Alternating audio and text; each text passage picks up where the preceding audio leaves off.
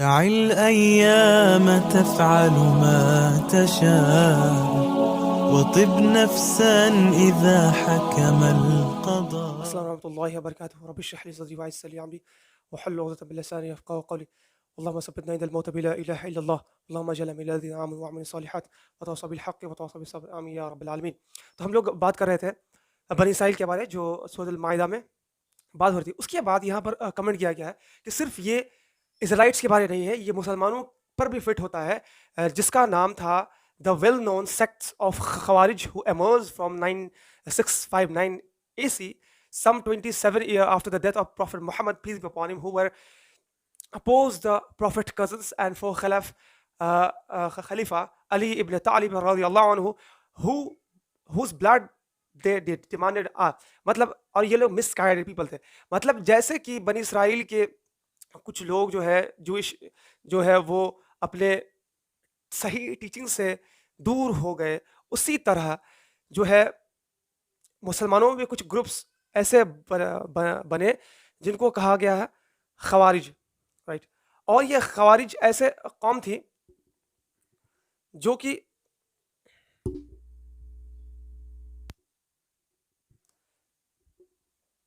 खवारिज उन लोगों को कहा जाता है जो लोग दीन से जो लोग दीन से फिर गए, राइट।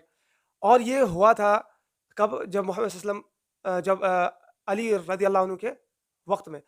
और वो लोग का थिंकिंग ये था कि जो अली रदी अल्लाह अन्हु है वो मिसगाइड है, वो कुरान पर बिलीव नहीं करते। ये कितना डिस्टर्बिंग बात है ना। जो इंसान बचपन में ला इलाहा इल्लल्लाह मुहम्मद रसूलुल्लाह, जो मक्के के डिफिकल्टीज को फेस किया, जो मदीने के डिफरेंट डिफिकल्टी को फेस किया, जो इस्लाम के लिए इतने बड़े बड़े जंग लड़े, उसको कुछ जो नए मुस्लिम्स हैं वो कहने लगे कि आप मुसलमान नहीं है। यानी अली रदी अल्लाह अन्हु को काफिर कहने लगे थे वो लोग। तो इतने मिसगाइडेड लोग थे, इसलिए अल्लाह का रसूल इसे अल्लाह के रसूल ने फरमाया कि ऐसा वक्त आएगा कि मुसलमानों में एक गिरोह ऐसा आएगा जो कुरान तो पढ़ेंगे लेकिन उनके हलक से वो नहीं उतरेगा। दैट मीन्स कि वो उस पर बिलीव ही नहीं करेंगे। और भी ज़माना आया, मोतज़िला का भी ज़माना आया। वो लोग भी कुरान के जो इंटरप्रिटेशंस हैं उनको अलग ही तरीके से देख रहे थे, जो जिसका कोई सर पैर नहीं था, राइट। सो ये आ गया। इसके बाद है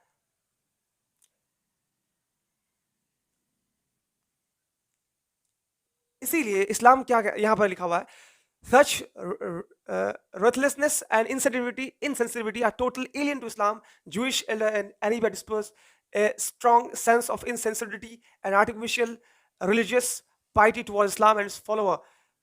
इसीलिए मोहम्मद सल्लम को कहा गया कि हाँ, यहाँ पर बात हो रही है कि जिस तरीके से वो जो जूइश लोग जो मोहम्मद सल्लम को ठुकरा दिए और वो लोग मिसगाइड हो गए क्योंकि वो खुद अपने रिलीजन पर सिंसियर नहीं थे। और हमने यहाँ भी देखा कि इस्लाम में भी कुछ लोग ऐसे हैं कि जो मिसगाइड होंगे। इसलिए यहाँ पर मोहम्मद सल्लम को अल्लाह कह रहे कि आप उन्हें माफ कर दीजिए,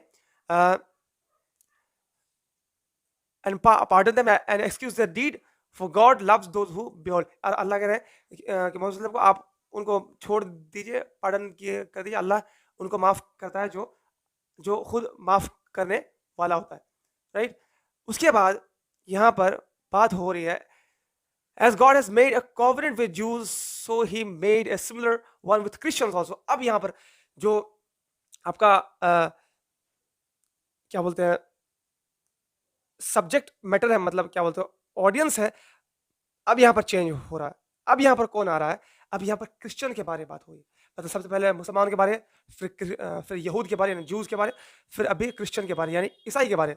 ईसाई के पर क्या यहाँ पर बात हो रही है, कमेंट हो रही है कि the way this expressed in the surah, its reflection for its distinguish between the later Christian generation and the one contemporary to Jesus and his disciple who were truly representative of his teaching according to the surah says। मतलब यहाँ पर बात होगी कि reflect किया जाएगा कि जो प्री क्रिश्चियन थे उनका क्या मानना था, और उसके बाद नए जो क्रिश्चियन बने, राइट, उनका क्या मानना था। और यहाँ पर कि असल में रिप्रेजेंटेटिव कौन है क्रिश्चियन का, राइट, क्रिश्चियनिटी का। So and with And with those who claim to be Christian, we made a covenant, but they forget much of what we have impressed on them.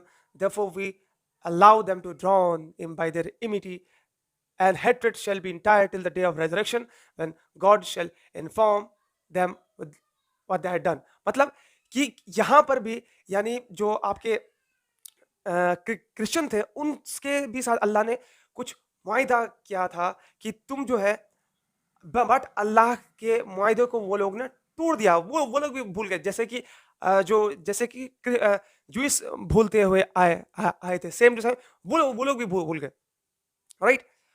और इसीलिए इनका इनका रिजल्ट ये हुआ कि ता क़यामत तक उनके भीतर अल्लाह ने नफरत डाल दिया और एक दूसरे के लिए, और वो लोग फिरके में बट गए, और ये ता क़यामत तक रहेगा। और अल्लाह ने ऐसा क्यों किया?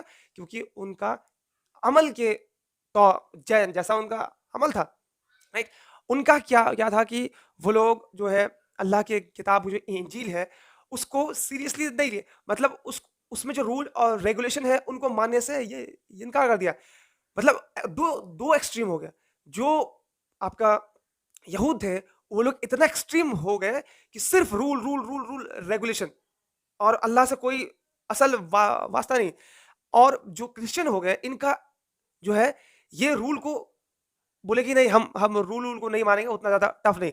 ये लव, मतलब हम लोग अल्लाह को मानेंगे विथ लव। और वो लोग इतना उसमें गुलू कर गए कि वो जो दीन था उनको सही सही से नहीं मान पाए, नहीं माने, राइट। यानी दीन के अहकाम को भूल गए वो लोग।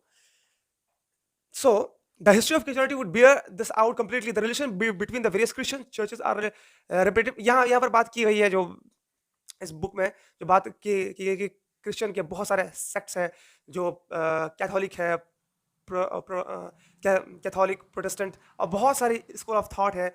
और उनका वो जो स्कूल ऑफ थॉट है वो इतना ब्लड शेडी है कि आपस में इतने नफरत करते हैं वो लोग कि एक दूसरे से बातचीत करना भी पसंद नहीं करते हैं, राइट। तो ऐसा था। उसके बाद यहाँ पे जो आप बात हो रही है, genuine peace, resolution and understanding among the people can truly come about by the under Islam, bloodshed and conflict. हाँ, यहाँ पर वही बात हो रही है कि उनमें से ब्लडशेड हुआ, लोग मारे गए उनके फिक के वजह से, मतलब उनके मानने की वजह से, राइट। कुछ और वो मानता था, कुछ और वो लोग मानते थे। यहाँ पर क्रिश्चियन की बात हुई, मतलब कि वो लोग जब फिरके में बट गए, जब अपने अपने दीन का एक्सप्लेनेशन खुद से देने लगा, अपने अपने जो अल्लाह ने जो उन्हें बुक दिया था उनको जब वो भूल गए, तब तो ऐसा बना था। सेम चीज़ हम मुसलमानों के साथ है। हमने इस आयत में बहुत सारी बात की है इससे पहले वाली सीरीज में। तो दैट मीन्स कि अगर हम लोग अपने रब की किताब को अगर भूलने लग जाएंगे तो ऑब्वियस सी बात है कि हेटेड बढ़ जाएगा। और अभी मुसलमानों को मिलाने के लिए सिर्फ एक ही चीज़ है, वो है कुरान। अगर हम लोग कुरान पर आ गए तो वल्लाही हम लोग ज़्यादा टाइम नहीं लगेगा मिलने में। उसके बाद इस सारी चीज़ को हटाने के लिए, चाहे जूज़, क्रिश्चियन और मुसलमानों की तफरीक को हटाने के लिए अल्लाह डिक्लेयर कर रहे हैं दैट व्हाट सूरा affirms, a light has come to you from your God, and precious book with which God will guide to the paths of peace those who seek to please Him. He will lead them by His will of out of darkness into the light and into the straight path. ये clear हर एक इंसान को, हर एक groups को, हर एक religious इंसान को ये मैसेज है कि तुम्हारे रब के तरफ से लाइट आ गया है, या बुक आ गया है, नूर आ गया है, जो तुम्हें गाइड करता है एक नेक, पीस, सुकून के रास्ते पर, जो तुम्हें प्लीज देगा, जो तुम्हें खुशी देगा, जो तुमको सुकून देगा। एंड वो तुम्हें लीड करेगा, he will lead to them, वो तुम्हें ले जाएगा डार्कनेस से लाइट की तरफ से, और यही सीधा रास्ता है। ये कंक्लूजन है कि जितने भी रिलीजियस कॉन्फ्लिक्ट्स हैं, चाहे क्रिश्चियन, जूज और मुसलमानों के बीच में ये साफ करने वाला है कुरान। कुरान अफर्म्स करता है, कुरान कंफर्म्स करता है। अल्लाह खुद कहते हैं मुसद्दिक कलिमा बैन यदैया मिन तौरात वल इंजील। मतलब ये कुरान जो है ये अफर्म्स, ये कंफर्म करता है कि ये इंजील और ज़बूर को काटता नहीं है, उसको अफर्म करता है, उसको मतलब तस्दीक करता है कि ये कुरान सच्चा है, राइट। उसके बाद यहाँ पर इनके बारे जो इस सूरत के बारे में बहुत चीज़ कहा गया है। सो हम वही चीज़ डिस्कस करेंगे जो हम सब के लिए यूजफुल, वैसे यूजफुल तो है लेकिन हम सबको समझने के लिए जो आसान हो, राइट। सो कहा गया the greatest and most irrevocable covenant the humankind has made with God to uphold his absolute oneness. Those who insist on belief in the existence of their gods beside the God are drifting rudderless in the high sea, no hope to rescue. मतलब कि ये बात affirm करता है कि अल्लाह ने human kind से ये कॉवेनेंट, ये मायदा किया है कि हम एक अल्लाह को माने, वननेस ऑफ गॉड को माने। जो भी एक वननेस ऑफ गॉड से दूर भागा, दैट वो ड्रिफ्ट कर गया सही रास्ते से और वो समंदर में जा गया, डूब गया और उसको कोई रेस्क्यू नहीं कर रहने वाला। क्यों? क्योंकि ये जो चाहे यहाँ पर लिखा हुआ, चाहे कितने भी, चाहे क्रिश्चियन हो जाए, चाहे जूस हो, चाहे हिंदू चाहे वो बौद्ध हो जाए, किसी भी रिलीजन में खुदा एक ही होता है, राइट। खुदा जो है यानी रब जो है, ईश्वर जो है, गॉड जो है वो एक ही होता है। ये सिमिलरिटीज है सारे रिलीजन बुक के टेक्स्ट में आप जब भी पढ़िएगा, इसलिए कुरान कहता है ताला विला कलिमतिन सवा बैनना बैनकुम, आओ उसकी तरफ जो हमें तुम में यकसा है, जो हमें तुम्हें एक चीज है जो सिमिलर है, यानी हमें तुम में जो सिमिलर है वो इल्ला नाबुदु इल्लल्लाह, यानी अल्लाह के सिवा कोई इबादत किया है लायक नहीं है, but there is only one God. तो ये सारे बुक्स कहते हैं, राइट।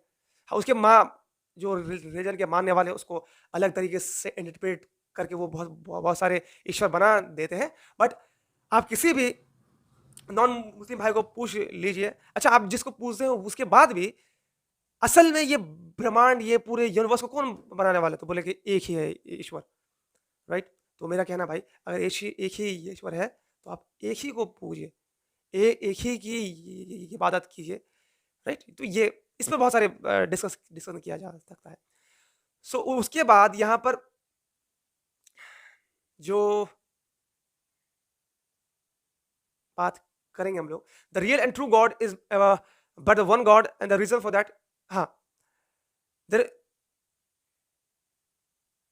कितना टाइम हो गया। सो अच्छा, इंशाल्लाह यहाँ पर जो ये सारे सलाम के बहुत बहुत डिटेल में है, तो ये इंशाल्लाह हम लोग उस पर भी बात करेंगे। सो वक्त हो चला है, तो इंशाल्लाह ताला हम लोग बात करेंगे। Stay tune. अगर आपको समझ में आता है, आपको अच्छा लग रहा है, तो यू कैन कंटिन्यू दिस। बारकल्लाहु लकुम फी हकीम व नफ़अना बि आयातिहि व ज़िक्रिल हकीम। अस्सलामु अलैकुम।